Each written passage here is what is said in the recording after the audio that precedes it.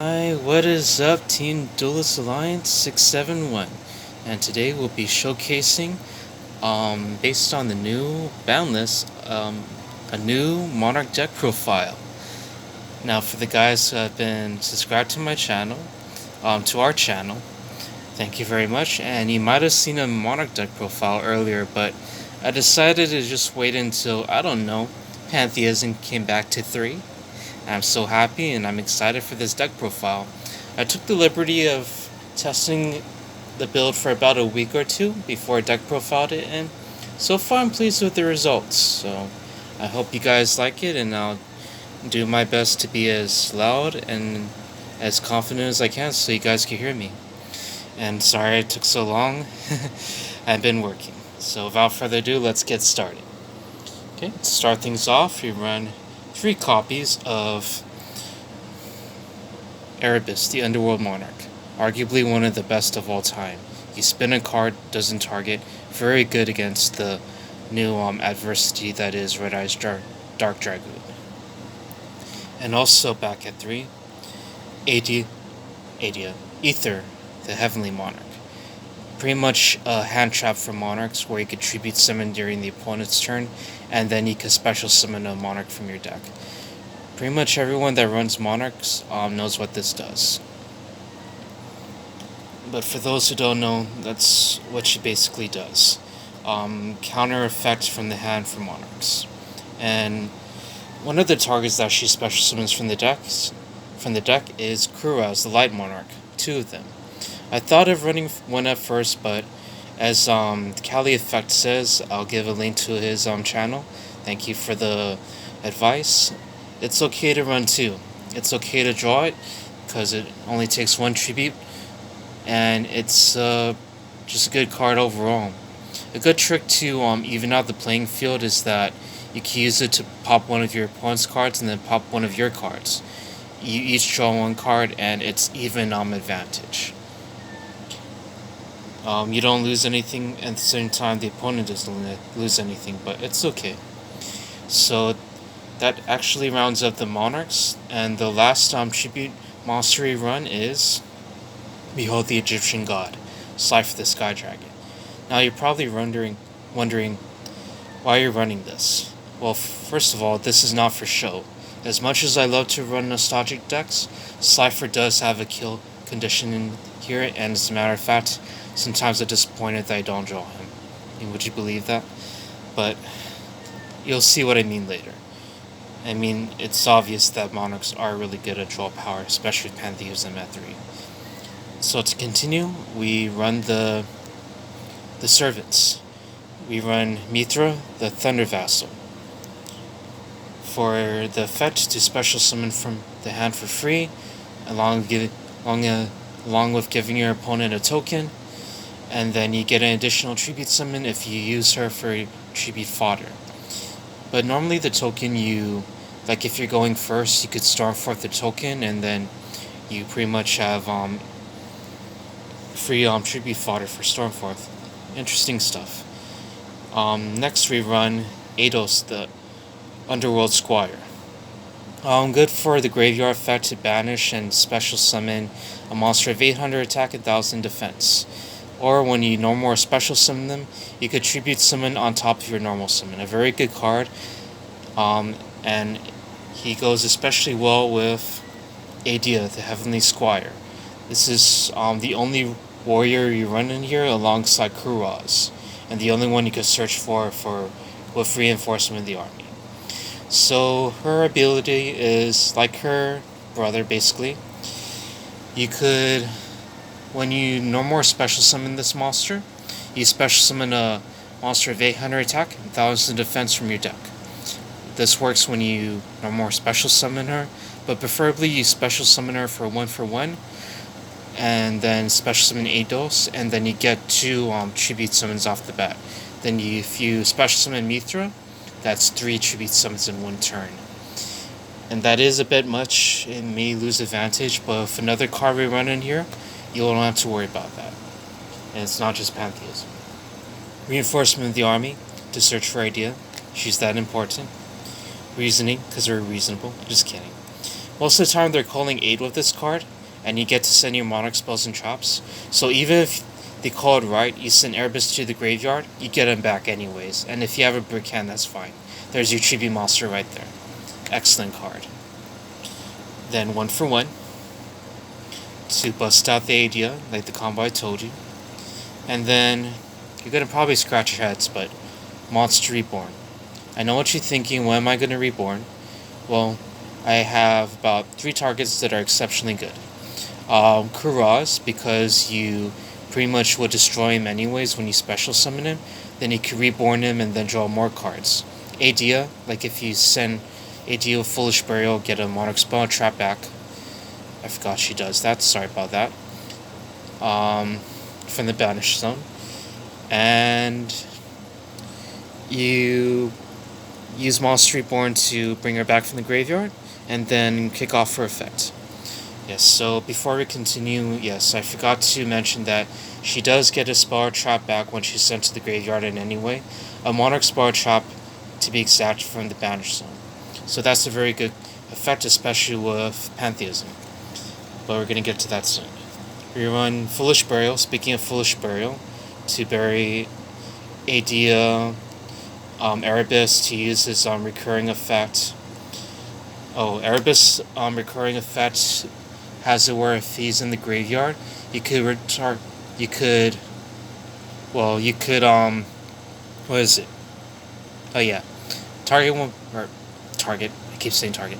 Discard 1 Monarch spell and trap from your hand. Then target not just Erebus, but any Monarch in your graveyard, any Monarch, and return it to your hand. Pretty much any monster that shares 2000 attack, 1000 defense, or 2400 attack. So you can even return Dark Arm Dragon to your hand if you want to. How funny is that, right? And even Majesty's Fiend, we do run that in here, but at a certain spot in a certain deck. Let's see. Let me just clarify one thing. One moment. Yeah, it targets the monster that you return from the graveyard, so you gotta be careful, DD Crow. Okay, Foolish Burial goods. Opposite of Foolish Burial, you send a spell or trap to the graveyard instead, and it's a hard once per turn. Yeah, you can only activate 1. Card Destruction. It's okay card in here. When you brick and you draw that, you're good, and then more than likely you're gonna draw tribute monsters. It's actually a really good card in here, and it triggers Idea, so you get a +1 off of that. So consider that for your Monarch decks. It actually works. And then one of the surprising cards you'll really scratch your heads with. I run a very old school card called Precious Cards from Beyond. So for the veteran Monarch players that don't know what this is, I'll explain. So whenever you have a scenario where you tribute 2 or more monsters for a tribute summon monster, you draw 2 cards. But the thing is, this is mandatory. So once you tribute 2 or more monsters for a tribute summon monster, you draw 2 cards. But what's interesting is that it's not once per turn. So the resources that you spend to bring out Erebus, you automatically get it back. And if you have more than one of these on the field, you'll keep stacking it, which is really scary, especially when you run Scythe the Sky Dragon in here. You have a big hand, and then you bust him out, and then you OTK with just 1 monster. It sounds far-fetched and kind of random, but it actually works a lot, and it helped me win a lot of games of Monarchs if I somehow cannot bring out more than 1 Ether to OTK. So to continue, that does it for the generic spells. Now for the Monarch spells and traps. 3 Pantheism. I'm so happy this got back. I was predicting this for a very long time, and now it's back. And I can only hope this strengthens Monarchs, but if not, it's okay. It's still my all-time favorite decks, and it doesn't have to be meta right now. Tenacity of the Monarchs, pretty much reinforcement of the army for Monarchs. For spells and traps to be exact. Monarch spells and traps, forgive me. As long as you reveal 1 monster with 2800 attack, 1000 defense, or 2400 attack, you can add 1 Monarch spell or trap from your deck to your hand, except Tenacity. So you can't stack it like Toon table of contents, unfortunately. That would be funny. And then for the primary lock piece, that would be Domain of the True Monarchs. A lot of decks still run extra deck monsters, and it still locks down a lot of decks. I know, there's Lightning Storm, there's Shadows, there's Harpy's Feather Duster now, but come on now. We don't lock with just one card, we lock with multiple cards. So what it is that if you have Domain out, but if you have Monarch's Erupt and they shoot Domain, that's fine, you have Monarch's Erupt. If you have Domain out and you have Majesty's Fiend, they shoot Domain, that's fine, you still have Majesty's Fiend. You always lock with more than at least 2 or more cards, no more than 1. So Domain doesn't have to do all the work. Speaking of all the work, we run the Monarch Stormforth. This, in a nutshell, turns your Monarchs into Kaijus, where you could use your monsters to tribute summon for your Monarchs. But don't forget, this only gives you the privilege to tribute summon a monster, meaning you don't have to tribute summon right away when you use this. So you could just activate it, then it resolves, then you banish this from your graveyard to summon Prime Monarch, then you tribute summon. So keep that in mind for the new Monarch players. You don't have to do it right away. You could do other stuff first, then you could mess around with your opponent's monsters. Speaking of monsters, we run. This is the Road of the Monarchs, sorry. Return of the Monarchs. I almost said Reinforcement. So when you tribute summon a monster, it's like Precious Cards from Beyond, but it says if. So it's an optional, but it more than likely doesn't miss timing because it says if. So if you tribute summon a monster, you could add to your hand one monster with 2800 attack and 1000 defense, or a monster with 2400 attack and 1000 defense. That's pretty much all the Monarchs and any monsters that share the same attack and defense as them. Even Darkhorn Dragon. I wish I could run them in here, but it's okay. March of the Monarchs. Never underestimate how much you need protection in here. I try running 1 or 2. It's cool to have 2 and then the opponent tries to shoot 1 but there's still 1 left, but I found it unnecessary. You only ever need to run 1, and even though it gets banished, you can get it back.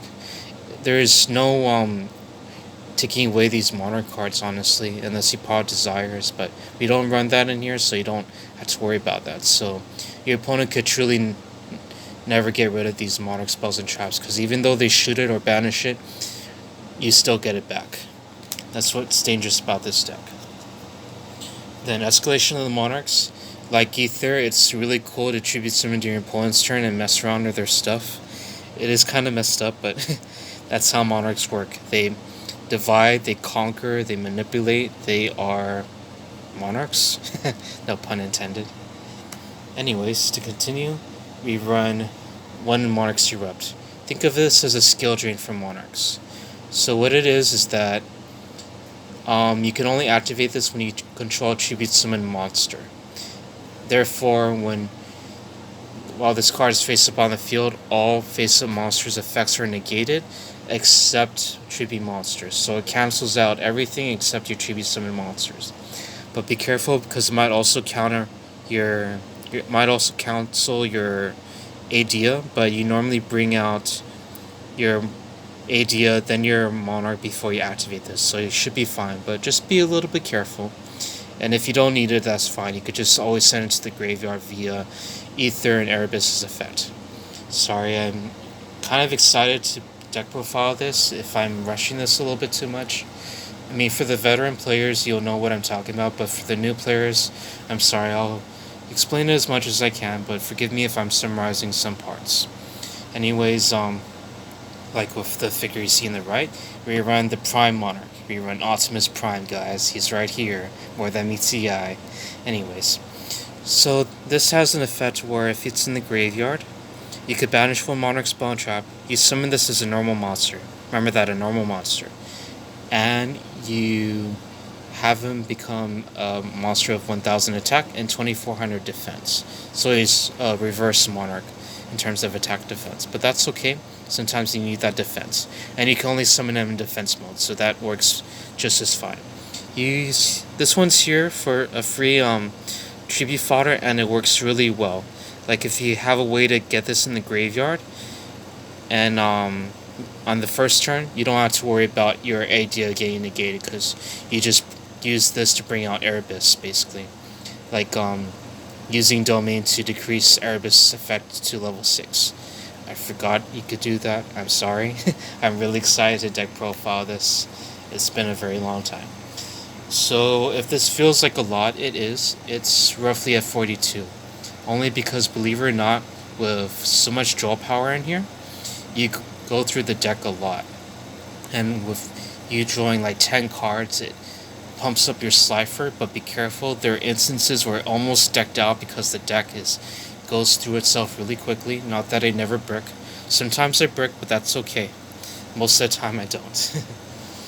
And without further ado, let's go to, of course, the extra deck. So you run one copy of Glide Beast Kaizaris. This guy is a beast. He's like a Monarch. I'm kidding. Yeah, no extra deck. When you're running Domain Monarch, for the new players, you run absolutely no extra deck, because Domain only works when you have no monarchs, no monsters in your extra deck. Remember that, 0. As for all other, almost all other Monarch cards, really. So no extra deck. So without further ado, we do have a side deck. So if you guys are wondering where Majesty's and Vanity's Fiend is, like Cali Effect does, I side them. So here it is. 2 copies of Majesty's Fiend. Sure, you could search for him, but I'd rather just run 2, so you don't have to worry about searching for him, because you don't want to get ashed when you really need this guy. And if he's already in your hand, then you're fine. Then you just bust him out like, ash me now! Anyways. They could still infinite impermanence use, so maybe it's not a total laugh. Vanity's Fiend, because he's really easy to summon. He's only 1 tribute, like Majesty's Fiend. He cancels out all special summons, including yourself, so you have to be careful. But the Monarch specializes in tribute summoning, so you can always bust out another tribute monster to go with him, or if you're getting tired of him, like his job is done, you could just use him as tribute fodder.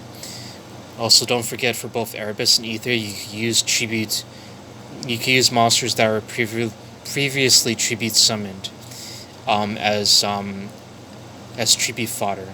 It could count as 1 if you use, like, let's say Vanity's Fiend on the field and use sacrifice it to summon Erebus or Ether. You could do that if you want to, but most of the time you want this on the field until you win, basically. And then to accompany these 2, we run his Longless Brother. Just 1 copy of Vanity's Ruler. Now you're wondering why run him. He takes 2. First of all, he's like Vanity's Fiend, and where he cancels out special summoning, and tribute summoning for 2 monsters is not too hard, especially in a Monarch deck. And if you read carefully, it says your opponent cannot special summon monsters. Do you know how dangerous that is? Where you could still keep going, but the opponent can't? That's very good. Only run because I believe in the heart of the cards, especially of how darn fast this deck is. So yeah, just 1. Then we only side into 1 Monarch. Caius the Mega Monarch. A long-time rival when I first played Yu-Gi-Oh! And when he was just Shadow Monarch, but now he's an ally. Mega Monarch is crazy. Like his older counterpart, you could banish 1 card on the field. But if it's a Dark Monster, you banish all copies of that monster, whether it be in the main deck, the graveyard, the extra deck. It's crazy. Everywhere, basically. And if you use a Dark Monster to tribute summon him, you could target 2 cards instead. So imagine banishing a bunch of cards and just ruining the opponent's day. Especially if their monsters have, like, mainly dark attributes. It's crazy. And just like Ether and Erebus, he has an ability where if you have a monster that was previously tribute summoned, you could use that as fodder, and it just counts as 1. So you could just, like, let's say you have this guy, getting tired of him, you just sacrifice him for Erebus, then banish, or Erebus, Caius, the Mega Monarch. A really badass card, but only side because I usually there are games where he's the only Monarch I have in my hand, and I'm going first, and like, also, do I just do 1,000 to the opponent? That's not a bad idea. You could banish your own card, and they still take 1,000, but you kind of don't want to do that. You'd rather just spin a card of Erebus, right? So just decide for now if you're going second. And then for OTKs, because sometimes it does happen, and for you lovely Trickstar players, we run Gore's Emissary Darkness. He's for chibi fodder. He could work as a chibi monster if you draw into him, and if Trickstars are poking you at the start of your turn, you just like, bam, Gorse, then shoot it back, like maybe the last burn the damage they do, and then he helps with OTK because he's a 2700. Also, if you take battle damage for the people who don't know this monster, and you control no cards on the field, you special summon him, and then he brings out his partner. This partner gains the attack, which is a token of course, gains the attack of gains the amount of damage that you took basically, like let's say you got hit by Blue Eyes, which is like 3,000. This monster becomes 3,000 in both attack and defense, so in a way she absorbs the attack power, and she becomes, like with Blue Eyes, she becomes 3,000 attack and defense, and vice versa, but it's only with one attack. But back in the days, this stopped a lot of OTKs, especially during the Synchro Summon era, where if you like get hit by Stardust Dragon, that's fine, you just bust out this guy and then he attacks over Stardust. I don't know how he'll fare with this meta, but I still like him. He helped me out against a lot of matchups. And speaking of helping me out, we run 2, I told you, right? Yeah. Speaking of helping me out, we run 2 copies of, bringing it back to old school again, Jinzo. I know there's a new card called Menacing Jinzo. I'm fairly impressed, but with a deck like Monarchs, all you have to really worry about is just tribute summoning Jinzo the old-fashioned way. You don't have to run his support cards. That's best in a full-on machine deck that concentrates on bringing him out. But here, you just need him for his effect. I believe the new errata is all face-ups, trap cards on the field are negated, and trap cards cannot activate. I gotta look that up again, but this is mainly for matchups like Paleozoics. Believe it or not, I was able to beat a Paleo deck with Jinzo, because as long as I combo him with Monarch of the Monarchs, remember what I said about locking him more than 2 cards? They cannot Dino-Miscus him. Well, that's obvious. They cannot Penguin Soldier him, and with Domain of the True Monarchs, you can attack over 2,700. Totally awesome. And they got totally wrecked. No pun intended. But yeah, Jinzo helps a lot. So as long as you combo him with something that could protect him, that'll be great. Eldritch, I don't know. I haven't battled Eldritch yet. I don't know if Jinzo works against them, because I know they have traps. So I would say combo him with someone like Majesty's Fiend. So you lock out their trap cards, and you lock out their Golden Lord. That's the best thing I could think of, but I've yet to fight them, so maybe in another video I'll correct myself. But for now, I think that's fine. 2 copies of Jinzo for the people that just love their traps. And speaking of anti-back row, 2 Twin Twisters. Same on matchups. Eldritch, Paleozoics, because they might come back. Because Totally Awesome's that too. And I might totally do another deck profile for you guys. I finally got my trap trick. So, anyways. My 3 copies of Trap Trick, yeah. So be looking out for that one. Call by the Grave, just 1. I still cite it. I commented to, I forgot who, I think Dark Arm Duelist platform. And yeah, in my opinion, 1 is all you need. It really depends on how well you make the deck, how consistent, and I always thought Call by the Grave was just icing on the cake. If you make your deck consistent enough, and you challenge yourself to know how to either play around or power through hand traps, then you're fine. I think counter effects are necessary in this game, so you don't pretty much watch your opponent do their combo and you're helpless to do anything. I feel hand traps keep the game balanced, despite me not playing hand traps in here. I feel there's no need. That's just me. I am really weird with deck profiles. You'll find that about um, find that out about the team soon. But that's okay. That's what makes this unique, I guess, if I may say so. And then, last but not least, we run 2 copies for the side deck. There can only be one number 1. Sorry. Dragon Ball Z Budokai Tenkaichi 3 reference, the game that I used to play. So how this works is that each player could only control 1 monster each type. If players control 2 or more of the same type, they must be sent to the graveyard. So this works against Salamand Greats, this works against Paleo Frogs again, if you're going first. This works against pretty much any deck that summons the same type, especially Dragon Links. As much as I have access to them, I can't ignore the fact that I might fight another one, so there can only be 1 helps. And don't forget, each of these Monarchs are different types. Erebus is a zombie, Ether is a fairy type, Kuraz is a warrior, Eidos is a spellcaster, and so on and so forth. But the only 2 warriors that are the only two monsters that are the same type are Kuraz and Adio. They're both warriors, but normally you don't need both of them out on the same time, so you're fine. So yeah, without further ado, that does it for the deck profile, guys. I hope you enjoy. The video is much longer, and I hope you guys hear me, and I hope I spoke loud enough or you understand me, and I hope I'm confident enough, and I hope this helps. I'm sorry if I shortened the summaries, but this deck is back and I'm so happy.